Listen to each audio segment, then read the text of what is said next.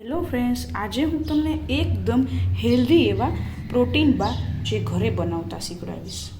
તો ચાલો તેની રેસીપી જોઈ લઈએ.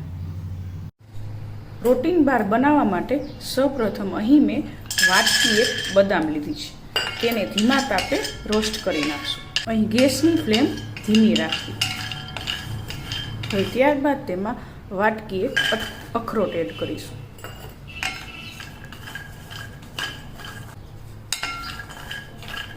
અખરોટને શેકાતા વાર નથી લાગતી, એટલે તેને પાછળથી એડ કરવા.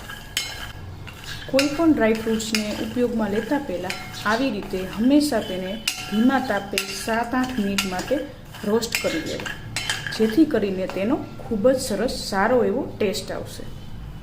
હવે ગેસની ફ્લેમ બંધ કરી તેને થોડીવાર માટે 15 મિનિટ પછી આ ડ્રાયફ્રૂટને આપણે મિક્સર જારમાં લઈને ક્રશ કરી નાખીશું. ક્રશ થઈ ગયા બાદ આપણે તેમાં ખજૂર એડ કરીશું. અહીં એકદમ પોચા ખજૂરનો ઉપયોગ કરવો. અહીં મેં 10 થી 15 જેટલી ખજૂર લીધી છે. ત્યારબાદ તેમાં 1 ટેબલસ્પૂન જેટલો કોકો પાવડર એડ કરીશું. 1 અથવા 2 તમારા ટેસ્ટ મુજબ તમે લઈ શકો છો. અહીં મેં 2 ટેબલસ્પૂન લીધો છે. આ કોકો પાવડર સ્વીટ નથી, અનસ્વીટેડ કોકો પાવડર છે. ફરીથી આ બધું બરાબર મિક્સ કરી લેશું. બધું બરાબર મિક્સ થઈ ગયા બાદ હવે તેને એક પેનમાં કાઢી લઈશું. આ પ્રોટીન બાર નાના બાળકોથી માંડીને મોટા ગમે તે લઈ શકે છે.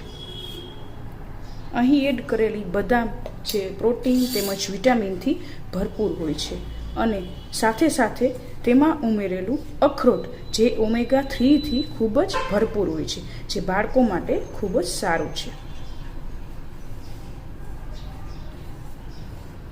બધું બરાબર હાથેથી મસળી લેશું. આ સ્ટેજ ઉપર આપણે 1 ચમચી જેટલું ઘી એડ કરીશું.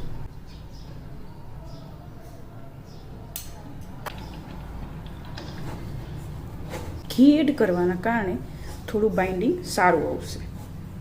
અહીં કોઈ પણ પ્રકારના સ્વીટનરનો ઉપયોગ નથી કરવાનો, કેમ કે આ ખૂબ જ હેલ્ધી છે. ખજૂર એડ કરવાને કારણે ઓલરેડી તેમાં સ્વીટનેસ આવી જશે.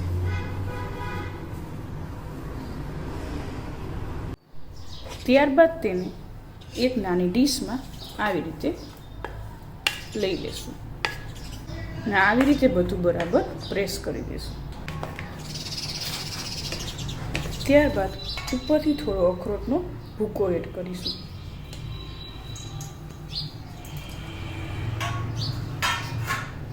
તેને પણ આવી રીતે હાથની મદદથી અંદર પ્રેસ કરી દઈશું.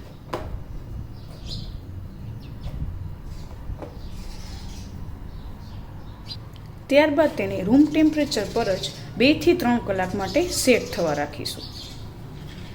2 થી 3 કલાક બાદ આ સેટ થઈ ગયું છે. હવે તેના પીસીસ પાડી લેશું.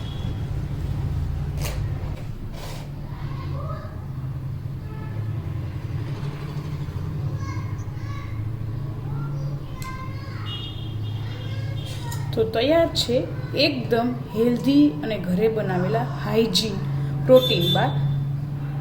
બજારું અને મોંઘાદાટ પ્રોટીન બાર લેવા એના કરતાં બેસ્ટ છે કે સારામાં સારા ડ્રાયફ્રૂટનો યુઝ કરીને તમે ઘરે બનાવો. જો તમને મારી રેસીપી સારી લાગી હોય તો લાઈક કરો, શેર કરો અને મારી ચેનલને સબસ્ક્રાઈબ કરો.